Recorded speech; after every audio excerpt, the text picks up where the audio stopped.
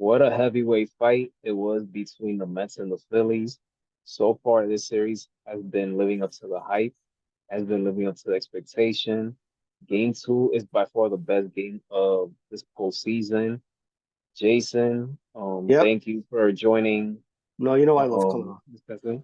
Yeah, oh my goodness. I mean, what a game, back and forth. Mark Vientos, this guy, man, this guy has been unbelievable. Two home runs yesterday. You could say that the Phillies could have gone up 2-0, the Mets could have gone up 2-0, go back to Queens. But I'm loving the Right. series. It's my favorite series so far. Mets and Phillies, two rivals, same And division.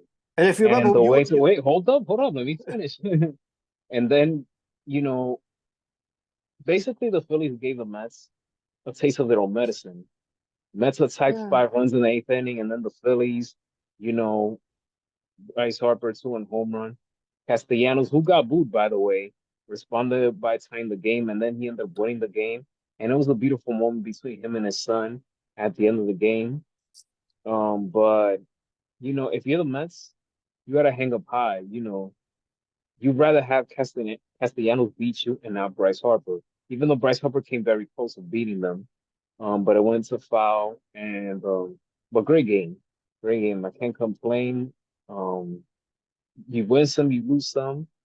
But if you're the Mets, you got to be happy that the fact that Harper did not beat you, at least in that regard. But the pitching got to be better, obviously, because like I right. said, they could have won this game. But Philly, you can't quit that team. You can't underestimate them. Philly's not gonna quit. That team has a lot of harmony, a lot of grit, just like the Mets.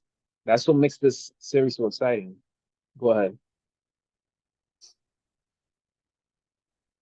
I was just gonna say that. Yeah. Well, if you remember, we talked about Mark Ventos before the season even started. Remember that was the whole thing about they brought in Jamie Martinez, so was Ventos going to get a shot, and he didn't at first, and then he did get to play, and you see how he's one of their prospects who's come up and looks like a player. Looks like he's going to stick around.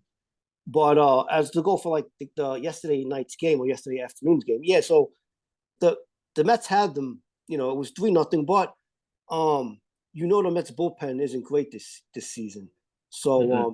we've seen. Okay, so it's funny because we've seen this for the last about 3 weeks since they had to trying to get into the last wild card, where the bullpen has either been good to really good to not good to horrendous, where they get shellacked and they lose a lead or they don't come back or whatnot. But last night, Diaz couldn't get it done. I mean, I have to say though, I'm not a fan of the whole way Mendoza's using the bullpen. I'm more of the closer, or I think who my best pitcher is going to pitch the ninth inning. We're into this whole like he's bringing in people in the sixth and seventh innings going into the bullpen. Because Sariano pitched well, but it was only 6 innings, so you got to get those other outs, regardless if you were winning 3-0 or 6-0 or 1-0. And sometimes it works, sometimes it doesn't. So where's he going into game three at City Field tomorrow? What if the Mets are going to change up? Maybe they could do something different against the Phillies later on in the late inning, seventh, eighth, and ninth inning. Maybe pitch them in a different way. But they had their chance to win the game. They had their chance to go up 2-0. Yes, I'm so looking forward to games three and four in Queens. That crowd is going to be loud and buzzing. I just hope that, they continue to provide us with great competition, great baseball. But so far, the first two games have been magnificent, but obviously, game two takes the cake. Yeah, But it was good.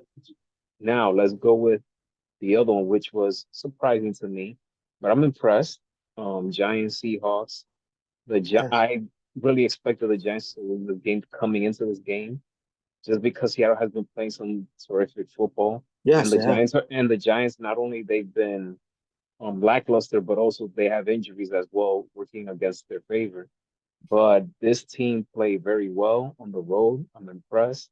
Daniel Jones, 23 of 34, 257 yards, two Yes, touchdowns, three sacks. And I'm happy with the Giants defense. They sacked Geno Smith 7 times in this game.